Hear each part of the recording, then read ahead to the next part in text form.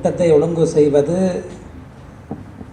இலகுவானதாக இருந்திருக்க முடியாது என்பதனை நான் நன்கறிவேன். இப்படியான கலந்துரையாடலுக்கான வழி அரச பல்கலைக்கழகங்களிலே சுருங்கி செல்லுகின்ற சூழலிலே நண்பர் விக்னேஸ்வரன், நண்பர் திருவரங்கன் போன்றோரை மாணவர்கள் தயவு செய்து அடையாளம் கண்டு கொள்ளுங்கள், அவர்களை இழந்து விடாதீர்கள் என்ற கோரிக்கையை நான் முதலாவதாக வைக்க விரும்புகிறேன். அதை சொல்லுவதற்கான காரணம் இருக்கின்றது. நண்பர் விக்னேஸ்வரன் சொல்வது போல நண்பர் திருவரங்கனும் எனக்கும் விக்னேஸ்வரனுக்கும் இடையிலான அரசியலுக்கும் பெரிய நீண்ட தூர இடைவெளி உண்டு. ஆனால் தான் சரி என்று நினைப்பதை தனது கற்கை புலத்துக்கு உட்பட்டும் அதற்கு வெளியால் சமூகத்தை அவதானிக்கின்ற போதும் அநீதிகள் தொடர்பாக பேசக்கூடிய அந்த ஒரு பப்ளிக் இன்டலெக்சுவல், ஒரு ஆர்கானிக் ஒரு ஒரு ஒரு பப்ளிக் இன்டலெக்சுவலுக்குரிய பணி என்பது ஒரு பல்கலைக்கழக ஆசிரியர் என்ற பணி என்பதனை உணர்ந்தவர் என்ற அடிப்படையிலே நாங்கள் மூவரும் பல்வேறு சமயங்களிலே ஒன்றுபடுகின்றோம். அவ்வாறாக இந்த பல்கலைக்கழகம் செழுமை பெற வேண்டும், வெவ்வேறு கருத்தியல் பின்புலத்திலிருந்து வருபவர்களும் பேசலாம், விவாதிக்கலாம், கர்ணகூடூரமாக அடிபடலாம். ஆனால் அந்த வெளியிலிருந்து மாணவர்கள் கற்றுக்கொள்ள முடியும். அதுதான் உண்மையாக பல்கலைக்கழகத்தினுடைய நோக்கம். அவ்வாறான வழியாக பல்கலைக்கழக வழி தொடர்ந்து இருக்க வேண்டும் என்றால், நான் என்னை பற்றி விக்னேஸ்வரன் நல்லா சொன்னபடியால் நான் திருப்பி சொல்கிறேன் இல்லை, ஆனால் அந்த வழியை இழக்காமல் இருப்பது மிக முக்கியமானது என்று நான் நினைக்கிறேன். இந்த பல்கலைக்கழகம் ஆரம்பிக்கப்பட்டதற்கான நோக்கத்திலிருந்து அது வழுகாமல் இருப்பதற்கு அது முக்கியமானது என்று நான் கருதுகிறேன். நான் நீண்ட நேரம் எடுத்துக்கொள்ள விரும்பவில்லை. 10 to 12 நிமிடங்களாக விக்னேஸ்வரன் சுருக்கினார். இன்னும் அது சுருங்கி இருக்கும்னு நினைக்கிறேன். விக்னேஸ்வரனுக்கு ஒரே ஒரு பதில், மறுப்பு. பிஸ்னஸ் மீதான காதல் அல்ல, சட்டத்திறனை தொழில் மீது இருக்கக்கூடிய நாட்டம். சட்டத்திறனை தொழில் மீது இருக்கக்கூடிய நாட்டமும் ஆசிரிய பணி மீதும் சமாந்தரமான அதே அளவிலான அக்கறை உள்ளவென்ற அடிப்படையிலே ஒன்றை ஒன்றுக்காக விடுவதா என்ற ஒரு போராட்டத்திலே தான் 2020ஆம் ஆண்டு இந்த பல்கலைக்கழகத்தை விட்டு விலக நிர்பந்திக்கப்பட்டேன். அந்த போராட்டத்திலே ஒரு தளத்திலே நான் என்னால் செய்யக்கூடியதை செய்து கொண்டிருக்கின்றேன், மற்றைய தளத்திலிருந்து முழுமையாக விலகியுள்ளேன். நண்பர் திருவரங்கன் ஒவ்வொரு முறையும் யாழ்ப்பாண பல்கலைக்கழகத்தினுடைய சட்டத்துறைக்கு விண்ணப்பங்கள் கோரப்படும் போது சொல்லுவார், குரு அப்ளை பண்ணுன்னு சொல்லுவார். நான் சொன்னேன் சர்க்குலர் இருக்கிற வரைக்கும் அப்ளை பண்ண மாட்டேன் என்று. நண்பர் திருவரங்கனும் இப்போது அதிகாரத்துக்கு சற்று நெருக்கமாக இருக்கிறார், அவரும் முயற்சி செய்கின்றார், பார்ப்போம் என்ன நடக்குதுன்னு. சரி, அதையும் அந்த இடத்தில் வைத்துக்கொண்டு சில விடயங்கள் கையெட்டி தொடர்பாக குறிப்பாக சில விஷயங்களை தரவு ரீதியாக சொல்லிவிட்டு சுகுமாரி கணக்கு சொல்லியிருக்கிறார்.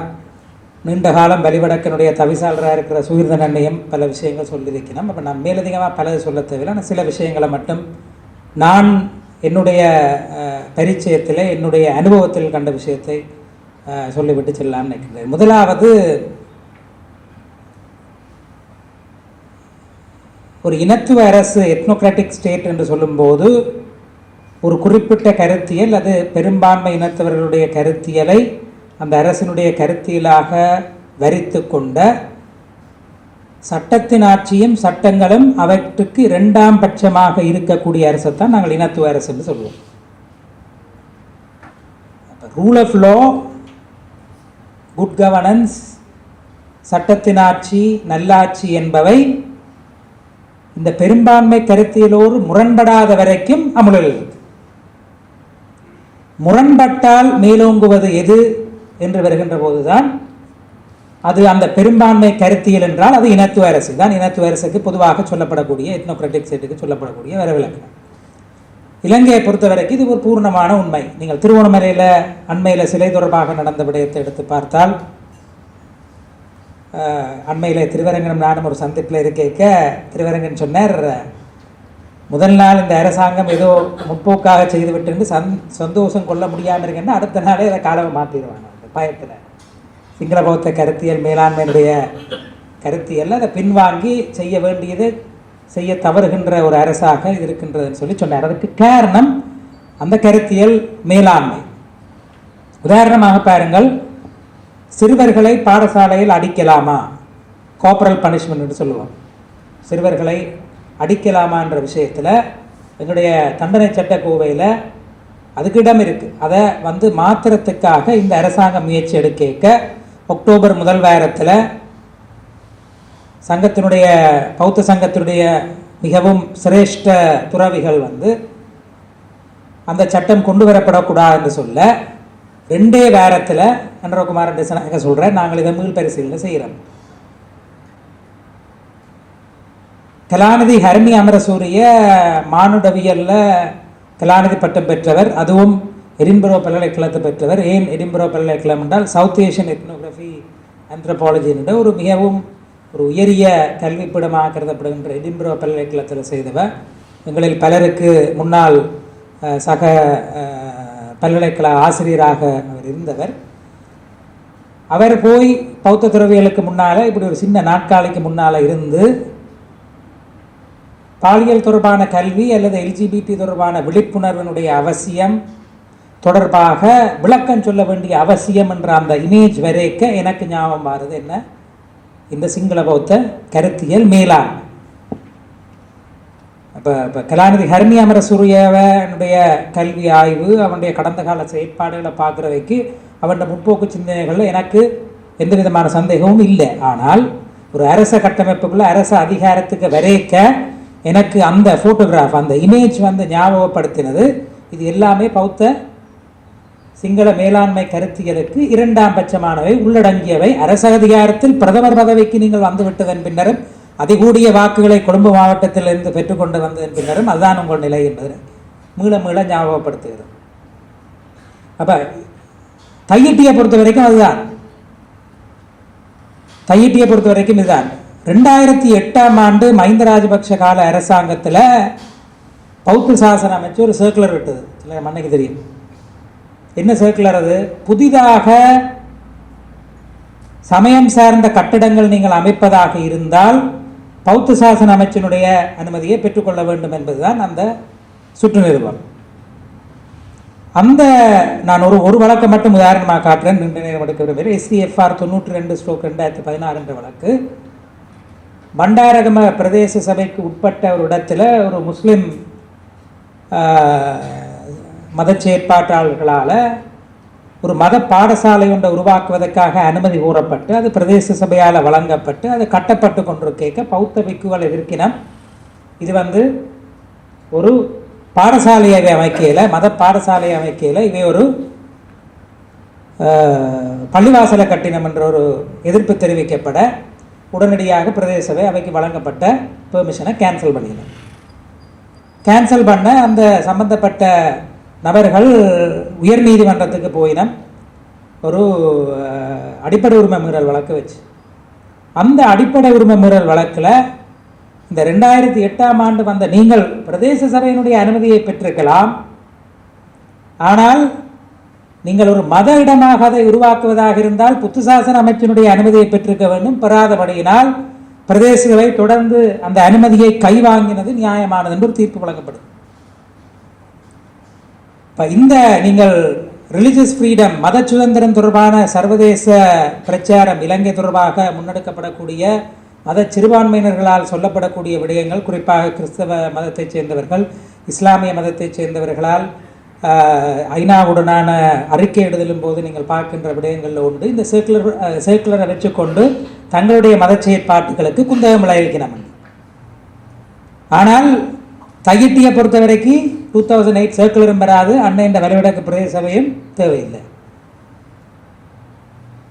அப்போ இதுதான் இதைத்தான் நான் சொல்கிறது. அப்போ இது சுப்ரீம் கோர்ட் தீர்க்குது. அப்படியான அனுமதியை பாராட்டி பிரதேச சபை பில்டிங் பெர்மிட் வழங்கி இருந்தாலும் அதை கைவாங்கலாம். அப்போ இந்த இடத்துல தான் நாங்கள் சிங்கள பௌத்த மேலாண்மை அரசியல், நானே எவ்வளத்தையும் சொல்கிறேன்னு சொன்னால் சில பேர் சொல்லினோம் இந்த உருப்புரை 9 பௌத்தத்துக்கு ஒரு முன்னிலை அந்தஸ்து வழங்கப்பட்டிருக்கிறது என்பது முன்வரிசையில் பௌத்த துறவிகளை இருத்துவதற்காகத்தானே அன்றி வேறு விடயத்துக்காக அல்ல என்று சில பேர்கள் மத்தியில் சில பல ஆண்டுகளுக்கு முதல் சொன்னவன். அண்மையில் பார்த்தேன்னா 2015-19 செயல்முறையில் ஈடுபட்டது. அண்மையில் ஜனாதிபதி அனுரகுமார் திசாநாயக்க ஆஸ்திரேலியாவிலே சில NPP ஆதரவாளர்கள் தமிழர்கள் உட்பட சந்திக்கும் போது சொல்லியிருந்தவையா, அனுரகுமார திசநாயக்க சொல்லியிருந்தா சொன்னவன் தமிழ் தரப்பில் எங்களுக்கு முன்வைக்கப்பட்டது நாங்கள் உறுப்புரை 9 மாற்ற சொல்லி கேட்கல. ஆனால் உறுப்புரை 9 நடைமுறை செயற்பாடு பற்றி அறிந்தவர்களுக்கு தெரியும். உறுப்புரை 9 என்பது அகற்றப்படுவது என்பது இது இனத்துவ அரசாக இல்லாமல் அதனை நிலை மாற்றுவதற்கு மிகவும் அடிப்படையாகும்.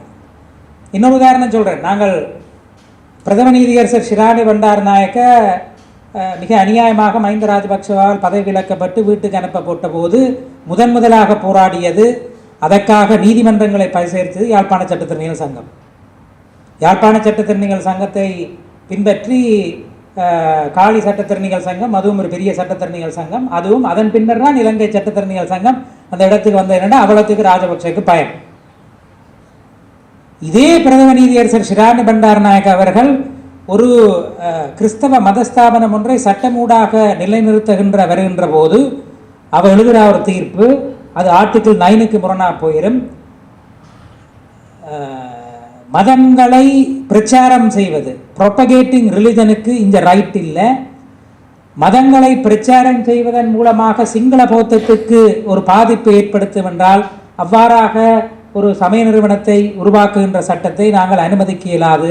அனுமதிப்பதாக இருந்தால் அது ஆர்டிகிள் 9 வயலேட் பண்ண ஒரு தீர்ப்பு கொடுக்குறோம்.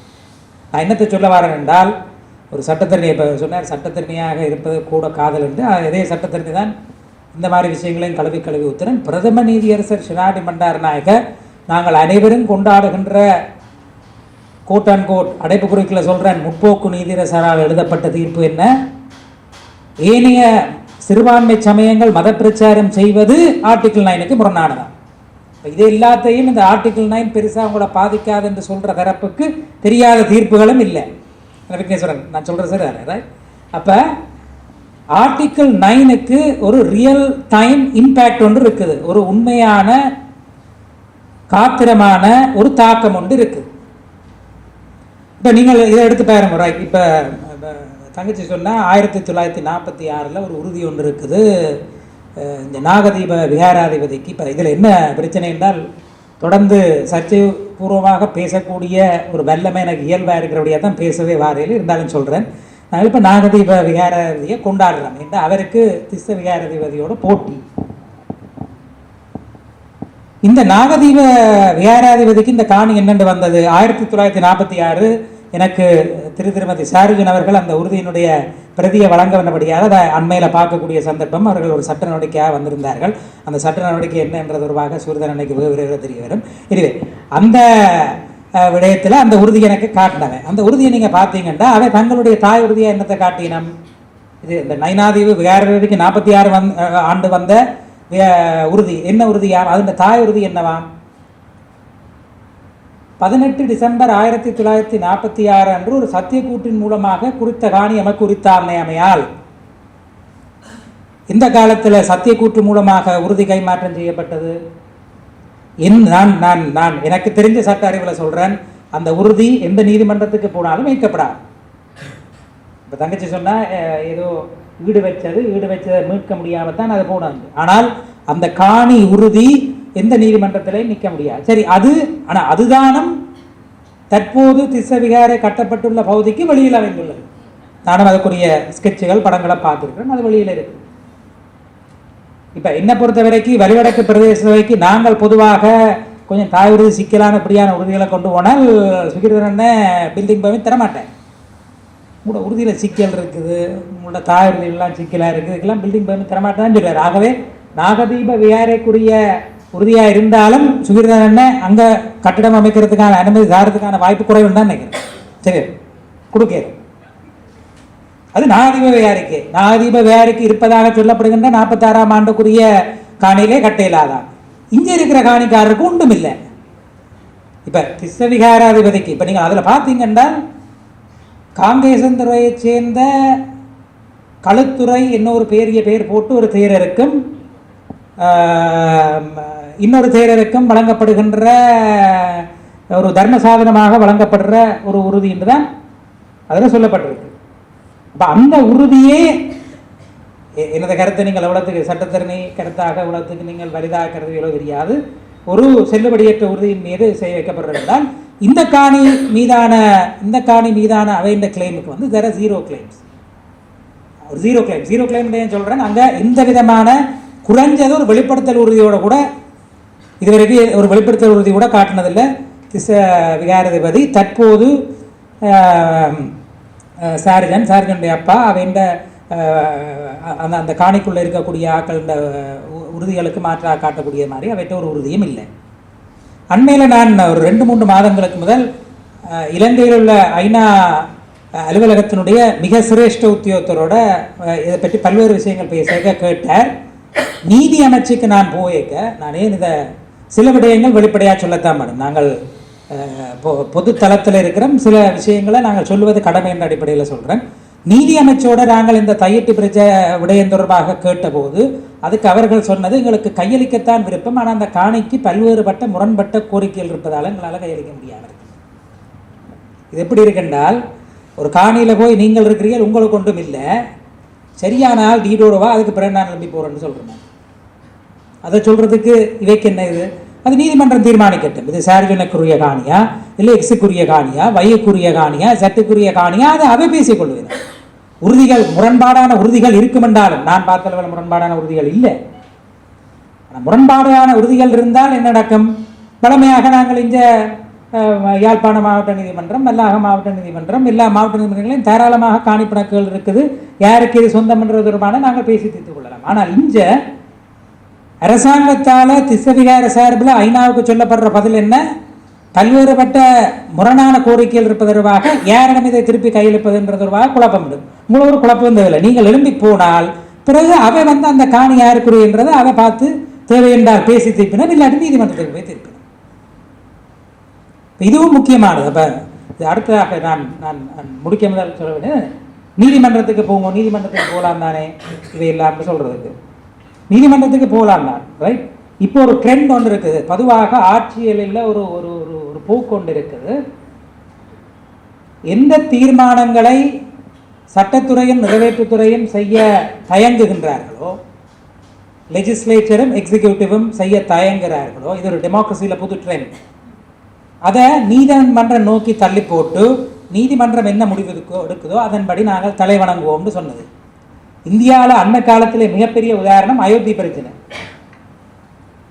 அயோத்தியில் இது ராமருக்குரிய காணியா அல்லது முஸ்லிம் பள்ளிவாசலுக்குரிய காணியாண்டா அதில் அரசாங்கம் தன்னுடைய நீங்கள் அதை வழக்காடி தீர்மானித்துக் கொள்ளுவோம்னு 50 வருடத்துக்கு மேலே வழக்கு நடந்து இறுதியாக அது முஸ்லிம்களுக்கு உரியதல்ல, அது ராமர் கோயிலுக்கு என்ற ஒரு மிகவும் பிரச்சனைக்குரிய ஒரு தீர்ப்பு ஒன்று கொடுபட்டது. அப்போ நான் என்ன சொல்கிறேன் என்றால்,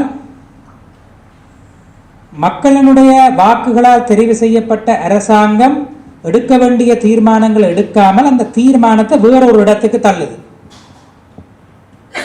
ஜுடிஷரியை நாங்கள் அக்கௌண்டபிளாக வச்சிருக்கலாம், அவர்கள் தெரிந்தெடுக்கப்படாதவர்கள். அப்போ அவர்களால் எடுக்கப்பட்ட தீர்மானம் என்று நீங்கள் சொல்லிவிட்டு பிற அந்த தீர்மானத்தை நாங்கள் கேள்விக்குட்படுத்த இயலாது. ஆகவே நாங்கள் அதையே இது நீங்கள் அந்த decision making, avoiding taking decisions, நீங்கள் தீர்மானம் எடுப்பதை தவிர்ப்பதற்கான உத்தி நீதிமன்றங்களை நோக்கி விடுறது. இப்போ இந்த இடத்துல போராட்டக்காரர்கள் களத்தில் இருந்து நிற்கினம், ஒரு சட்டவிரோதமான செயல் நடக்குது, அதுக்கு அரசாங்கமும் நிறைவேற்றுத்துறையும் இருக்குது, அது ஒரு முடிவு எடுத்து இதில் காண வேண்டுமே ஒழிய இதை நீதித்துறைக்கு பேரப்படுத்தி நீதித்துறையில் இணைந்த விடயம் இருப்பதால் நாங்கள் அதனை பற்றி பேச முடியாது என்று அந்த விலகல் போக்கை, அந்த சந்தர்ப்பத்தை அவர்களுக்கு வழங்கக்கூடாது என்பதற்காகத்தான் அவர்கள் இதுவரைக்கும் நீதிமன்றத்துக்கு போகல என்ற அந்த தீர்மானத்தை நான் ஒரு சட்டத்திறனியாக முழுமையாக விளங்கிக் கொள்கிறேன். டிலேன்றது வேற. எல்லாரும் சொல்லினா நீதிமன்றத்துக்கு போனால் பல வருடங்கள் ஆகுமே என்றதை ஒரு பக்கம் காட்டினான். டிலேன்றதை கூட சொல்லல. இதில் ஒரு தத்துவார்த்தம் சார்ந்த ஒரு ஒரு ஒரு ஒரு காரணம் சார்ந்த ஒரு விடயம் இருக்குது.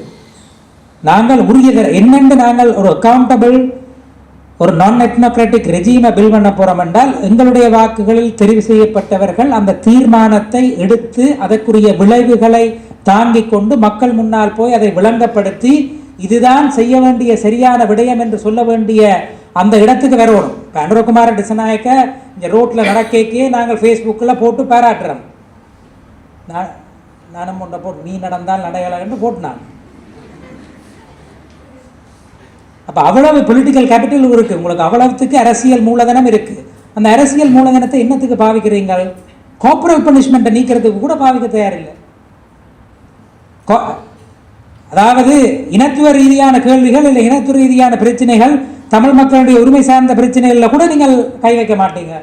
கை வைக்கல என்றால் ரைட், அது ஒரு பக்கம் வெப்பம். கார்பரல் பனிஷ்மெண்ட் பார்க்க மாட்டீங்க, பாலின சமத்துவத்தில் கை வைக்க மாட்டீங்க. அந்த மாதிரியான நான் எத்னிக் இஷ்யூஸ், அதாவது தேசிய இனப்பிரச்சனையோட நேஷனல் கொஸ்டினோட சம்பந்தப்படாத பிரச்சனைகளில் கூட இது பௌத்த கருத்தியலுக்கு மாறா போயிருமோன்றா உடனே பின்வாங்கிறது. அப்போ உங்களோட பொலிட்டிக்கல் கேபிட்டல் அங்கே எல்லாம் யூஸ் பண்ணணும். நீங்கள் உங்களுக்கு இருக்கக்கூடிய அரசியல் ஆதரவு, அந்த அரசியல் மூலதனத்தை நீங்கள் எங்கே செலவழிக்கணும்? அதுவும் ஆட்சியினுடைய ஆரம்பத்தில் உங்களை யாருமே கேள்வி கேட்க கண்ணு கட்டிய தூரத்தில் எதிர்க்கட்சியை காணவில்லை என்று சொல்லுகின்ற நேரத்தில் தான் நீங்கள் இதை செய்யணும். ஆனால் செய்ய மறுக்கிறீர்கள். தமிழ் மக்களுக்கும் பயங்கரவாத தடை சட்டம் என்று போட்டு பிறகு பிடிஎஸ் என்ற கூடு போட்டு இதுக்கு பிடிஏ பரவாயில்லைன்னு யோசிக்க வைக்கிற அளவுக்கு நீங்கள் இருக்கிறீர்கள். ஸோ கேள்வி என்னென்றால் நீங்கள் என்ன நோக்கத்தில்? இறுதியாக ஒரு செய்தி, இது தமிழர்களை நோக்கி ஒரு உள்நோக்கிய கருத்து கோய்கூடாக சில பேருக்கு பிடிக்காமல் இருக்கலாம்.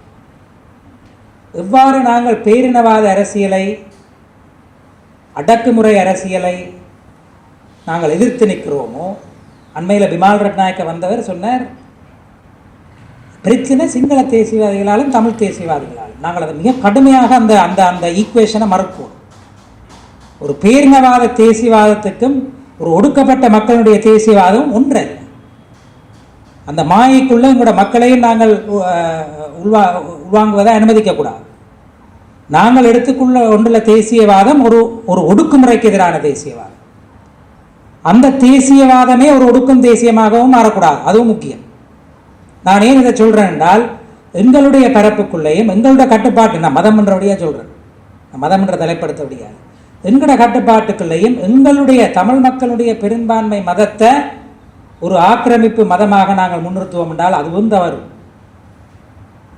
நான் எதை சொல்கிறேன்னு உங்களுக்கு விளங்கும் நினைக்கிறேன். நாங்கள் அங்கே சில சிலைகளை கொண்டு வைத்தல், பாடசாலைகளில் அந்த சிலையை வைக்கணும், பாடசாலையில் இன்னொரு கோயிலை கட்டு. அப்போ இந்த சிந்தனை பிறகு நாங்களும் பேரினவாத அரசியல் இன்னொன்றை நாங்கள் விளங்கிக்கொள்ளணும். பேரினவாத அரசியல்ன்ற உத்திகளை அப்படியே உள்வாங்கி சாப்பிட்டு நாங்களும் அதே தேசியவாதம் இருப்பாண்டால் நாங்கள் ஒடுக்கும் மக்களின் தேசியவாதம் அல்ல. It is no more liberating nationalism. அது ஒரு ஒரு விடுதலையை நோக்கிய தேசியவாதமாக விடுதலை நோக்கியதாக இருக்க முடியாது. அதிலே நாங்கள் கவனமாக இருக்கோம். அந்த ஊடுருவல் எங்கள் மத்தியில் கொண்டு வரப்பட்டதுக்கான காரணம் எங்களையும் பேரினவாத தேசியவாதத்தையும் ஒரு தன்மை ஆக்குகின்ற யோசனை. அதையும் நாங்கள் அது வெளியிலேருந்து திணிக்கப்படுது. அந்த மாதிரியான தமிழர் மத்தியில் தேசியவாதத்துக்குள்ள சில பெரும்பான்மை மதவாத கூறுகளை கொண்டு வந்து திணிக்கிற வேலையிலே நீங்கள் மிக கவனமாக இருக்க வேண்டும். அதனால தான் இந்த போராட்டம் ஒரு இனத்துவ அரசினுடைய நீட்சிக்கு எதிரான போராட்டமே ஒழிய, தங்கச்சி சரியா சொன்ன மாதிரி இது ஒரு சமயத்துக்கு எதிரான போராட்டம் அல்ல, அல்லது இன்னொரு மாற்று சமயத்தை நிலைநிறுத்துவதற்கான போராட்டம் அல்ல. அதில் நாங்கள் தெளிவாக இருக்கோம். அப்போ அவன் எப்படி கொண்டு வந்து பௌத்த சிலையை வைக்கிறத நாங்கள் பிழை என்று சொல்கிறோமோ, அதே மாதிரி எங்கள் பிரதேசங்களில் எங்களுடைய பெரும்பான்மை சமயத்தினுடைய உருவங்களையும் அந்த உருவ அரசியலையும் நாங்களும் செய்யாமல் இருக்கோம். பல்கலைக்கழகம் என்ற வழியால் நாங்களும் எங்களுக்குள்ளேயும் இந்த இதில் நாங்கள் பேசாட்டி நாங்கள் தொடர்ந்து பழவிடமுடிய நான் இந்த விஷயத்தை சொல்கிறேன்.